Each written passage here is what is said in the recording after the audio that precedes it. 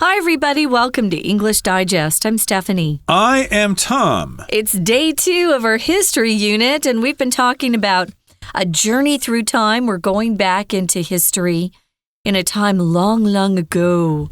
And we're also visiting the continent of Latin America, you could say South America, Central and South America. It's a region. Yeah, we're looking at some pyramids. And for most of us, we've been raised thinking that the pyramids are in Africa or the Middle East in Egypt, those really huge structures that used to be burial places for the pharaohs. But this time we're going to Latin America and we're looking at some pyramids in Mexico and Guatemala. And today, where are we going today? Are we going back to Mexico, Tom? We are. We were in Mexico to begin with at Teotihuacan, and then we went to Guatemala to see Tikal, I think. Well, now we're going back to Mexico and going to a place called Culculcan, the Temple of Culculcan in Chichen Itza, or Chichen Itza, as most people say it. So let's find out about this. Let's listen to the contents of our lesson for today, and we'll be right back. Another extraordinary pyramid is the Temple of Culculcan, located in Chichen Itza, Mexico. This incredible structure is not just a building, but a stunning example of mathematical and astronomical precision. The Maya, with their advanced understanding of time and celestial cycles, elaborately designed this pyramid with 365 steps, one for each day of the year. The temple is dedicated to Culculcan, the feathered serpent god, a key figure in both Maya and Aztec cultures. During the spring and autumn equinoxes, sunlight casts a shadow on the structure and creates a striking illusion of a serpent slithering down the pyramid's steps, symbolizing Culculcan's seasonal descent down to earth. This event reflects the god's role in marking the cycles of agricultural life. His appearance signaled the arrival of spring and the planting season, while his departure marked the harvest. The Pyramid of the Magician in Uxmal, Mexico, offers yet another fascinating narrative. Unlike most pyramids, which have straight sides, this unique structure has rounded edges and stands at an unusually steep angle. Local legends tell of a magical dwarf who supposedly built the entire pyramid in a single night, adding a layer of mystical storytelling to its already impressive architectural design. This not only challenges visitors with its steep ascent, but also rewards them with breathtaking views of the city and the expansive Yucatan landscape. As we explore these magnificent structures, it becomes evident that the pyramids of Latin America remain important symbols of the ancient cultures that once flourished in the region. Standing as silent testaments to time, they whisper tales of ancient rituals and cosmic understanding. To this day, these majestic structures continue to attract millions of tourists and historians, all eager to unlock the secrets of the past. Okay, guys, let's dive in. We are now looking at another extraordinary pyramid, and it's called the Temple of Culculcan, and it's located in a very famous place called Chichen Itza in Mexico. Maybe if you've heard of Chichen Itza, you've also seen pictures of the Temple of Culculcan. Hey, Tom, maybe some of our listeners have actually been there and done some exploring around this extraordinary place in Mexico. Yeah, I think Bibi has been there. You probably know Bibi. She also is an announcer, and I think she talked about going to some of these places in Mexico when she went there with her friends before the pandemic. But here we're talking again about the Temple of Culculcan, and it's part of a larger complex, I guess, of Mayan ruins called Chichen Itza. And again, that's in Mexico, more specifically. It's on the Yucatan Peninsula, and I think it's also in Yucatan State. Ah, well, let's talk about this Temple of Culculcan. It's an incredible structure, and it's not just a building. It's a stunning example of mathematical and astronomical precision. Ooh, looks like somebody had really good math skills that was able to come and build this thing. Maybe it was a team of mathematicians. So they needed a lot of math in order to come up with the precision and the way they constructed this. Astronomical just means having to do with the stars and the moon and things in the sky. So the Maya are the ones who built it. They had advanced understanding of time and celestial cycles.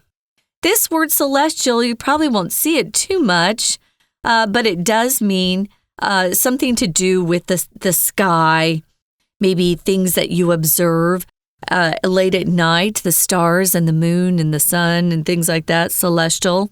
And the cycles just refers to them rotating around the earth or their moons or things like that, their cycles. And these were elaborately designed. This pyramid was elaborately designed with 365 steps exactly, one for each day of the year. So they figured out how many days in a year they had, and then with their math and relying on their astronomy knowledge, they put together this particular temple. Yeah, I think the steps are arranged in such a way that if you make a sound or something, it reflects back to you in a kind of unusual way. So if you're there, maybe clap your hands and see what kind of sound comes back to you. So it echoes back? Kind of, yeah. I've only seen videos of this when I was traveling in Mexico. I ran out of money when I got down to Veracruz State, and I could not go see these places further east from there, so I kind of regret that. Yeah. But in any case here, yes, they're quite elaborately designed with 365 steps, and of course that is the equal number to the number of days in the year, and the temple is dedicated to Kukulkan, the feathered serpent god, a key figure in both Maya and Aztec cultures. So the Aztecs were more in central Mexico, whereas the Mayans were in eastern Mexico and down into Guatemala as well. But they kind of had the same serpent god. A serpent, of course, is like a snake, so it's a god that's like a snake, and it was feathered, it had feathers, and yes, indeed, it's a key figure, a very important kind of god in these two cultures. When you use this word elaborately, which is an adverb, it means that you're putting together something that has a lot of parts or details. It's very complicated, perhaps, in its design and planning. Maybe you know of a house that has been built and it's got a lot of elaborate parts to it. Maybe the gates and the fence around the house are just quite elaborate, very fancy, you might say. So they designed this with a lot of details, a lot of complicated design went into this. And as Tom said, it's dedicated to a feathered serpent, a snake with feathers, which is a very interesting idea. I don't know where it came from. We'll have to ask the Maya and the Aztecs why they came up with this particular type of god. Now, during the spring and autumn equinoxes, sunlight casts a shadow on the structure, and this creates a striking illusion of a serpent slithering down the pyramid steps, symbolizing Kukulkan's seasonal descent down to earth. That's kind of a long sentence. Tom, first of all, can you explain what an equinox is? Well, an equinox, of course, is something on the celestial calendar. It happens twice a year, in the spring and in the fall. Remember, in the winter, when the days are the shortest in the northern hemisphere, that would be the winter solstice. And then 3 months later in spring, we have the spring equinox or equinox. And then in September, we have the autumnal equinox, which means the fall one, the one that happens in the autumn.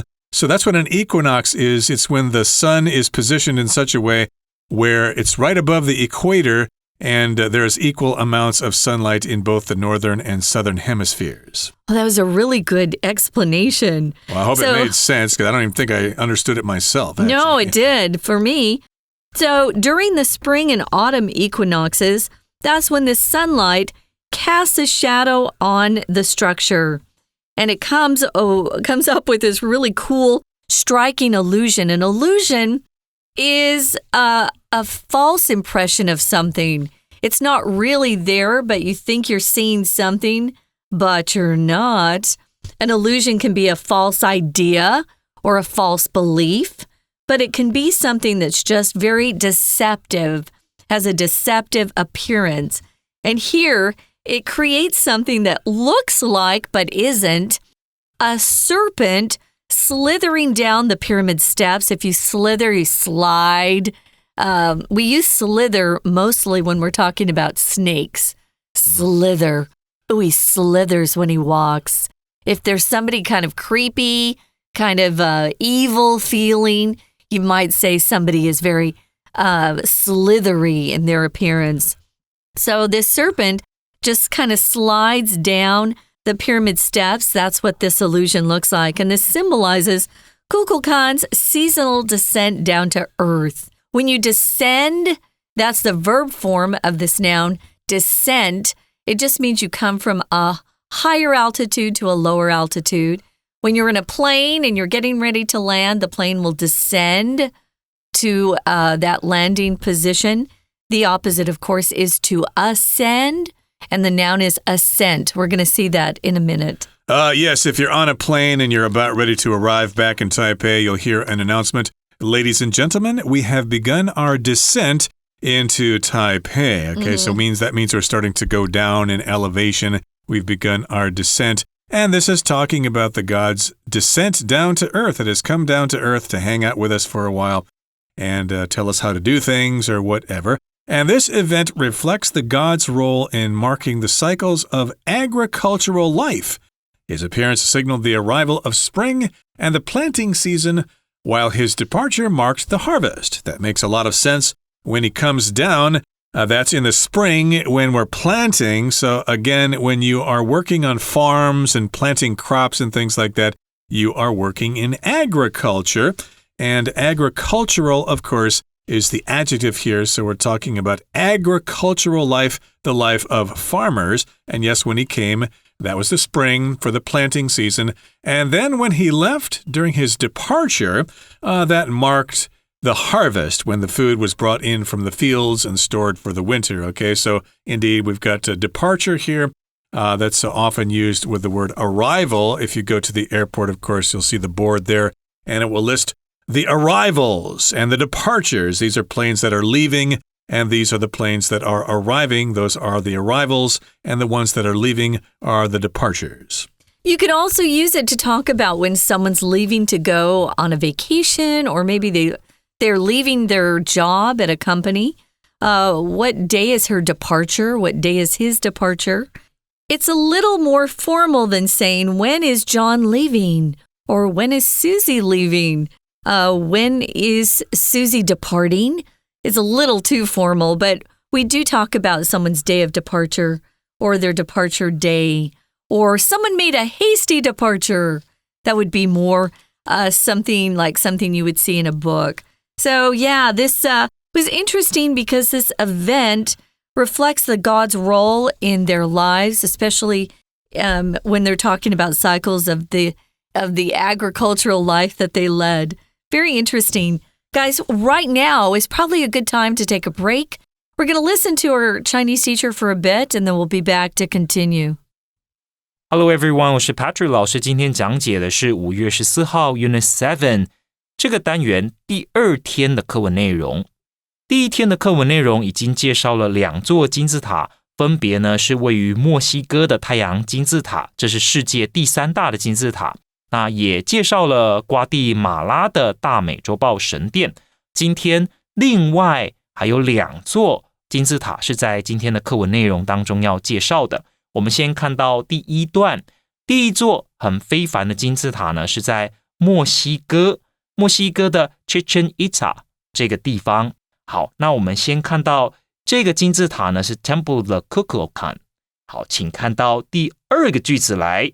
那重点呢其实是在逗点之后的，当然我们知道金字塔是建筑，重点就在后面 But a stunning example。 那怎么说？为什么这里是重点呢？这座金字塔它怎么样？其实让我们看得到整个文明他们在数学还有天文学方面的成就相当的精准。再来，请同学看到第3个句子，请看到第3个句子第2个逗点之后的 elaborately 这个副词，请同学画起来。这个 elaborately 是要修饰后面的 design。好，那我们可以把它理解成精心设计的意思。这里所指的呢，为什么会说这座金字塔非常的精心设计呢？因为它有365级的台阶，所象征的呢，就是一年当中的365天。再来，请同学看到第4个句子 ，The temple is dedicated to Kukulkan。好 ，dedicated to 请画起来。那一般而言，我们会把它理解成献给谁嘛？那在文意上，我们可以这样子理解，就这座庙呢，它主要呢是祭祀什么的，你也可以用这样子的句型。要祭祀的就是羽蛇神 Kukulkan。那 Kukulkan 是谁呢？他就是玛雅文化当中非常重要的神祇。那请同学再进一步看第5个句子。第5个句子在介绍这座金字塔特殊的地方 ，During the spring and autumn equinoxes。好，什么是 equinoxes 呢？如果是 spring equinox 指的就是春分， autumn equinox 指的呢就是秋分。在这2个时节的时候呢，因为阳光角度的关系，所以金字塔会怎么样？ Sunlight casts a shadow on the structure。那因此光线作用之下，金字塔会有个阴影。那这个阴影看起来就很像有一条蛇沿着金字塔的台阶蜿蜒而下。那这就象征着这个前面讲到的 Kukulkan 这个羽蛇神呢下降到人间。好，那我们再看到第6个句子，它整个事件要反映的呢，就是这神祇来到了人间。His appearance signaled the arrival of spring。好，那在春分的时候，象征的呢是这个羽蛇神来到了人间，春天来到了人间。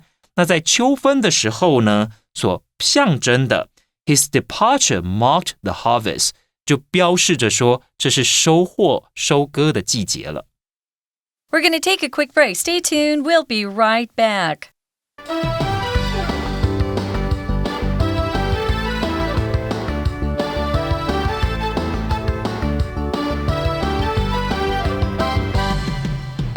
Okay, welcome back. Again, we're talking about pyramids in Latin America. Today we've been talking about Kukulkan, the Temple of Kukulkan, which is in Chichen Itza.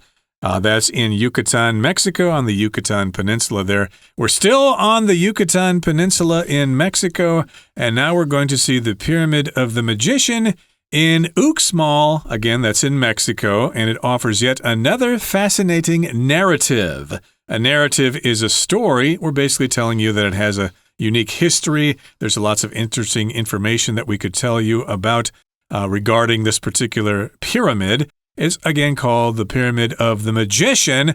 So there's probably a guy standing on top of it wearing a tuxedo and a top hat, waving a magic wand and pulling a rabbit out of a hat. That's what a magician does, but of course magicians can be all sorts of different things in different cultures all over the world. We use this word narrative more and more these days when we talk about the news. Someone's narrative, that's what they want us to believe, the narrative. Again, it just means the story of something. So unlike most pyramids that have the straight sides, this one is quite unique. It's got rounded edges, which is very different from what you would expect, and it stands at an unusually steep angle. So it's really steep. It seems like it would be harder to walk up. So local legends tell of a magical dwarf who supposedly built the entire pyramid in a single night. So this person wasn't just very ambitious and hardworking. They did something that was pretty much impossible. They completed building the pyramid over the night, which is amazing. Now, we say legends here just means a story, something that has been passed down through time, usually just by word of mouth, but sometimes they'll write it down. But it's a traditional story that's become quite popular, and it's regarded as historical, but not necessarily authentic or real or genuine.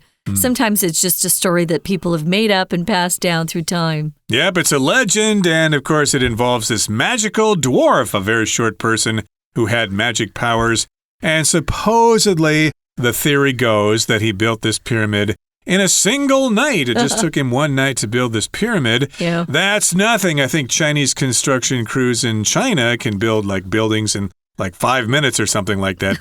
But in any case here, I guess this is quite impressive for the period there. But again, it's a legend. It's probably not really true. But still, it's kind of fun to believe this story. Supposedly, that's what happened. Supposedly is a word we use when we're talking about a general assumption of something. Supposedly, that's what happened. That's what most people believe. We don't really know for sure. But supposedly, he built the entire pyramid in just one night.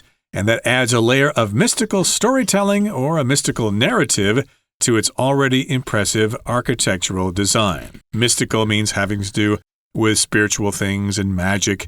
And architectural, that's kind of hard to say. It has to do with architecture, which is the science of designing and building buildings or structures. So architectural makes that an adjective. I wanted to mention when we use supposedly, an adverb, it gives this idea that we doubt something is true. Maybe you have a coworker that said, yeah, I worked on this report for 15 hours straight. Yeah, John said he worked on this. He supposedly worked on this report for 15 hours straight, but I don't think so. So you doubt the truth of something when you put that supposedly in there. Or you meet someone for the first time and they say that they're 25, but they look older. Yeah. Jenna says, Jenna supposedly is 25. She looks more like she's 40. So you could use it that way, but you doubt the statement or the truth of what someone's telling you. So it's pretty cool to hear that story. This mystical dwarf built this pyramid. And if you've been there, of course, you will be impressed. This is a very big pyramid.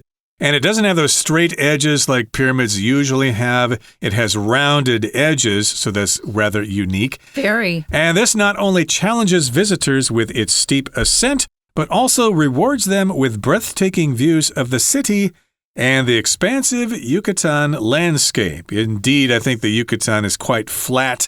There aren't really any hills or mountains there, so if you get up on top of this pyramid, you can see for a very long distance. Cool. And those views will be breathtaking. You'll be able to see the nearby city and look down there and see all the people walking around. It's breathtaking. It's so cool. You want to hold your breath so you don't miss anything. And yes, we're describing the landscape as being expansive. It's quite broad and wide and goes on for a long time. It's quite lovely if you see pictures of it. It's a lighter rock that they've used. It's very beautiful. It is quite big. It looks impressive. So it challenges visitors because it's very steep. So it goes quickly from a low elevation to a high elevation. It would be hard to walk up this thing, I would think. But once you get to the top, you're going to have great breathtaking views of the city and the landscape surrounding it. Now, moving on to the final paragraph, it says, as we explore these magnificent structures, it becomes evident that the pyramids of Latin America remain important symbols of the ancient cultures that once flourished in the region. If something's evident, it's very clear, very obvious, whatever you're talking about. It's evident that you just ran quite a ways because you're all sweaty and dirty. You've been jogging for miles, haven't you? Or it's evident that you just made dinner tonight for us because there are all these dirty dishes in the kitchen. So something that's really obvious or clear can be described as being evident. Yeah, isn't that part of the Constitution or something? We hold these truths to be self-evident. Yeah. That's part of an American document, either the Constitution or the Declaration of Independence. I'm not quite sure which one it was. I think it's the Declaration. That sounds like it would be that. We the people is how the Constitution begins. But in any case here, yes, it becomes evident. You can see this. You can probably interpret it this way. The pyramids of Latin America are still important symbols of those ancient cultures that once flourished or thrived in the region. They were quite active. They were quite busy at the time. And I suppose if you lived there at the time, you probably thought, hey, we'll be here forever. Nothing's going to happen to us. But hey, this happens all the time. Modern civilizations come and go all the time. They sure do, but these two ancient cultures really did flourish in the region. So they did very well. They were very successful for the time that they were around. Most civilizations don't last forever. We don't know how long our civilization's going to last. But to flourish just is it's a similar word to the word to thrive, to flourish, to thrive. Those are really good synonyms that you can exchange one for the other. It just means something, again, is growing or developing in a really healthy way, a vigorous way. So it's not surprising that they left behind such treasures. Right. So it's, of course, a silent testament to time. It stands as a silent testament or kind of a truth or something or a story to time, and they whisper these tales of those ancient rituals and cosmic understanding, their understanding of the universe and stars and planets and things like that. And to this day, these majestic structures continue to attract millions of tourists and historians, all eager to unlock the secrets of the past. So yes, indeed, lots of people are traveling these days, and I'm sure this is on travel list of a lot of people. They want to go check out the Mayan ruins in Mexico and Guatemala, and Uxmal is indeed a wonderful place to go check out. These are majestic structures, not just the one in Uxmal, but also in Teotihuacan and the other place we mentioned. So they are majestic, which means they're big, they are impressive, and you're going to remember them for a long time. We use that word testament beyond just Old Testament and New Testament in the Bible. We use it just to talk about something that's evidence of something that's a fact or an event or even a quality. The growing attendance figures are a testament to the event's popularity. So we could use it that way. But it's true that even today, these places are on someone's bucket list of places to visit before they die.